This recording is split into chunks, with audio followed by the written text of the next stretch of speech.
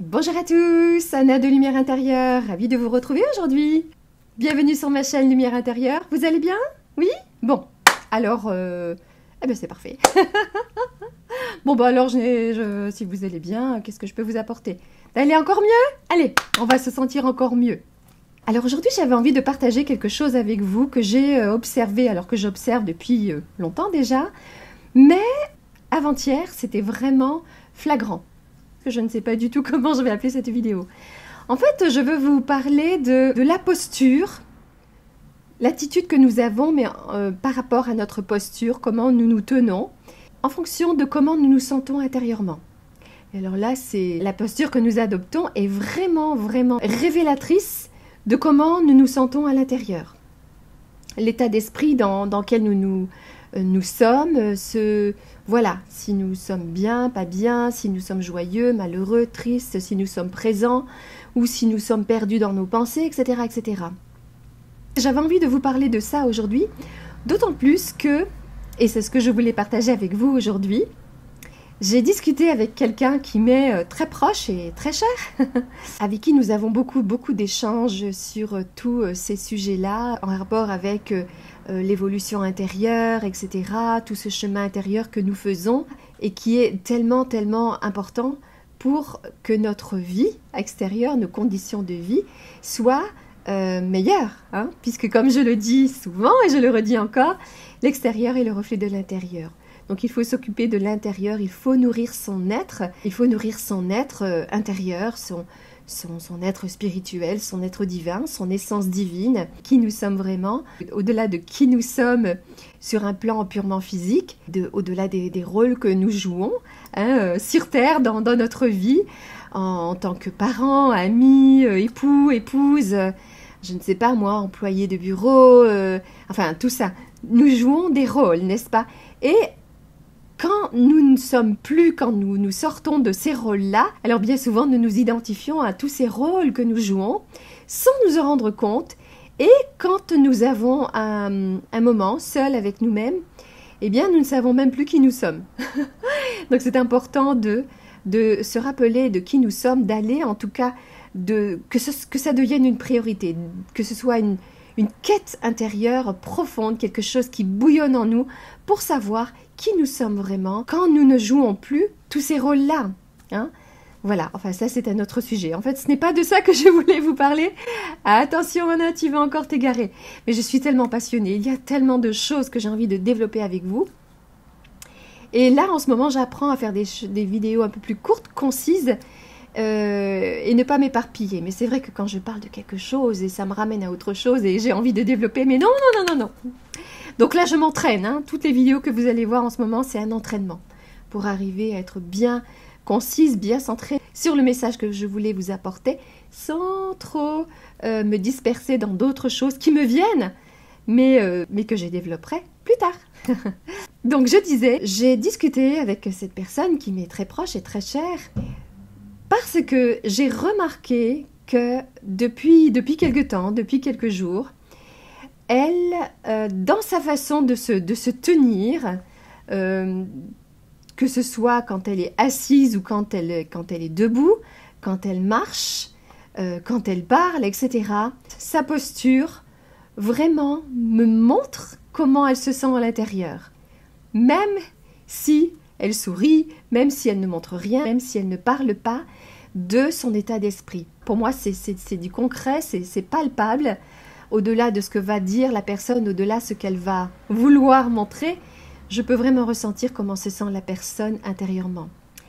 Et alors, justement, l'attitude, les gestes et la posture nous montrent ça, me montrent ça. Et alors, je pouvais voir à quel point, depuis quelque temps, depuis quelques jours, elle ne se sentait pas très bien. Et aussi, j'avais remarqué qu'elle avait des difficultés en ce moment dans son activité professionnelle, qu'elle ne se sentait plus vraiment bien dans son activité professionnelle. Elle m'en avait touché deux mots. Et qu'elle envisageait de se reconvertir, de faire autre chose. Et ça, c'est tellement important. Je lui ai fait comprendre à quel point il est important d'aimer ce que l'on fait, de vibrer. Et quand on perd ça, c'est pour ça que j'invite souvent les personnes à s'observer, parce qu'on peut ne pas se rendre compte que petit à petit, on est en train de s'éteindre.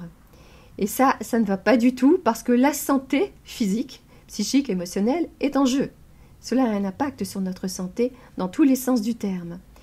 Donc, quand on sent ça, qu'on est en train de s'éteindre, qu'on ne vibre plus, qu'on n'est plus dans la joie, qu'on perd quelque chose d'essentiel, il faut s'interroger aussi. Et donc, on avait eu une discussion par rapport à cela, et c'est vrai qu'elle s'était confiée à moi en me disant qu'elle ne se plaisait plus dans son travail, elle n'apprenait plus rien, elle ne vibrait plus, ça ne lui convenait plus, mais elle avait peur de passer à autre chose. Donc, on avait beaucoup discuté de ça. Et j'ai essayé de lui faire prendre conscience de certaines choses vraiment essentielles, juste pour lui apporter quelque chose, des petites clés qui ont provoqué un déclic en elle. Son attitude, la façon dont elle se tient, a totalement transformé. Alors que c'était quelqu'un qui, quand elle était épanouie dans ce qu'elle faisait, elle se tenait bien droite, elle aimait bien ce qu'elle faisait, et donc ça lui apportait de la joie, ça la comblait, et c'était merveilleux. Bien qu'il est important d'apprendre à ce que votre bien-être intérieur, votre équilibre intérieur, votre joie, votre paix, etc. ne dépendent pas des circonstances extérieures. Mais bon, elle se sentait bien, on la sentait vraiment épanouie, etc. Elle aimait ce qu'elle faisait. Et à un moment donné, voilà, ça ne lui convenait plus, mais elle restait là-dedans quand même, pour tout un tas de raisons. Voilà, il y avait le cœur, il y avait un conflit entre le cœur, ce qui la fait vibrer, ce qui la ferait vibrer si elle écoutait son cœur et qu'elle faisait ce vers quoi elle est attirée, ce à quoi elle aspire, mais il y a la raison, le mental, qui rattrapait tout ça à chaque fois et qui prenait le dessus. Et ça créait un conflit intérieur. Ah mais non, mais je ne peux pas quitter mon travail parce que ceci, parce que cela.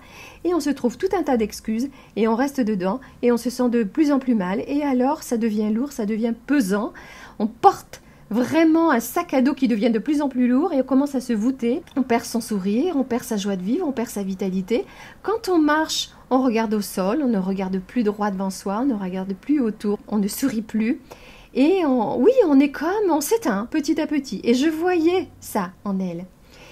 Et puis donc il y a 2 jours, je me suis dit, bon, je sens que c'est le moment de lui parler de cela. Et je lui ai montré cela, que j'avais observé que depuis quelque temps, eh bien, par sa manière d'être, la posture qu'elle adoptait de plus en plus, où elle commençait à marcher vraiment comme ça, elle ne se tenait plus droite.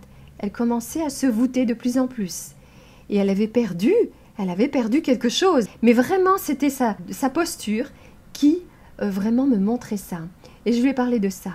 Et alors là, ça a été comme une révélation pour elle. Elle s'est dit, waouh, merci Anna, parce que je ne m'en étais pas rendu compte. Ça lui a vraiment, vraiment parlé. Je l'ai encouragée à juste retrouver la posture qu'elle avait avant quand elle se sentait bien.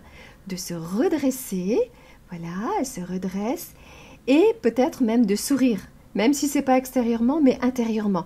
De se reconnecter à comment elle se sentait quand elle était bien dans son travail. Vous voyez?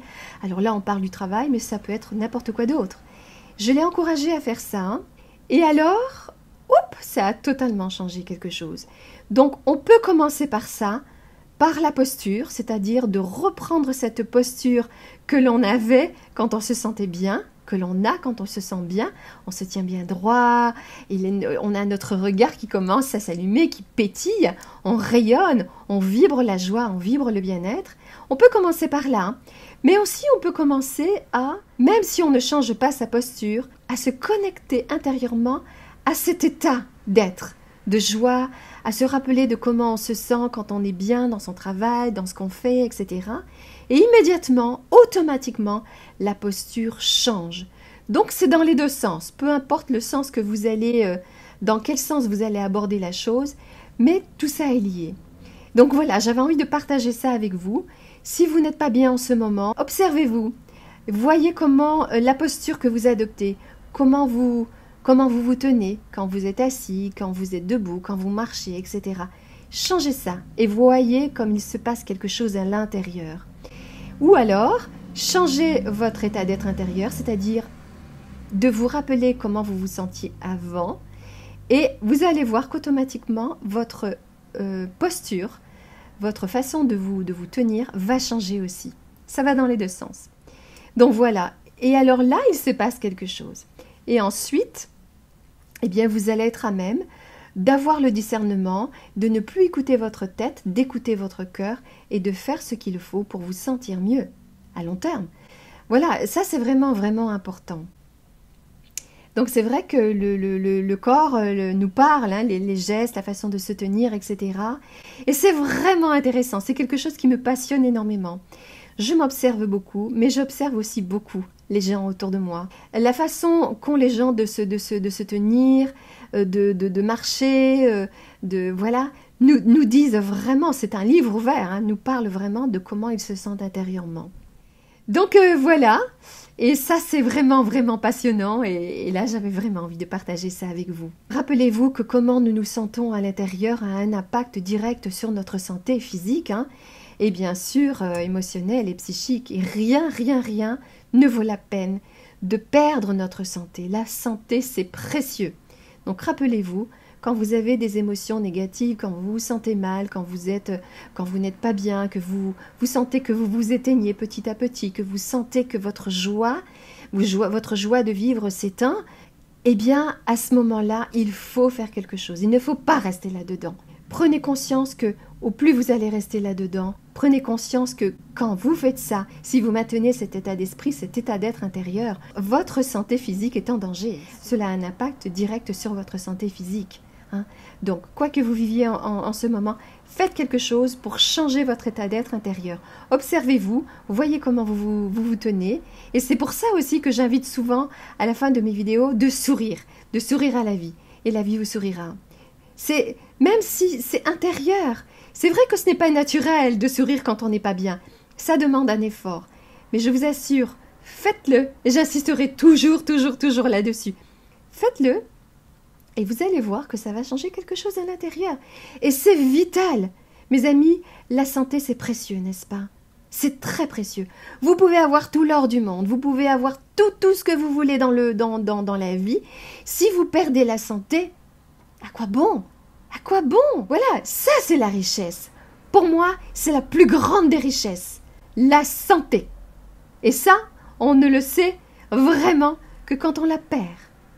Vraiment. Quand on commence à souffrir, on se dit « Waouh, je me faisais du souci de tout un tas de choses qui à ce moment-là me paraissaient énormes. » Mais ce n'est rien à côté de perdre la santé. Ça c'est vraiment...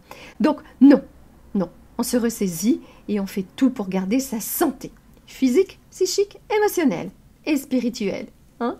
Nous sommes un tout. Tout est lié. Quand nous nous sentons mal à l'intérieur, cela impacte tout. Tous les domaines de notre vie et tous les aspects de notre être aussi. Donc voilà, si on veut rester en bonne santé, il faut faire attention à comment on se sent à l'intérieur. Observez-vous, ne permettez à rien ni à personne de vous enlever votre paix, votre joie et donc votre santé. D'accord? Voilà ce que je voulais partager avec vous aujourd'hui.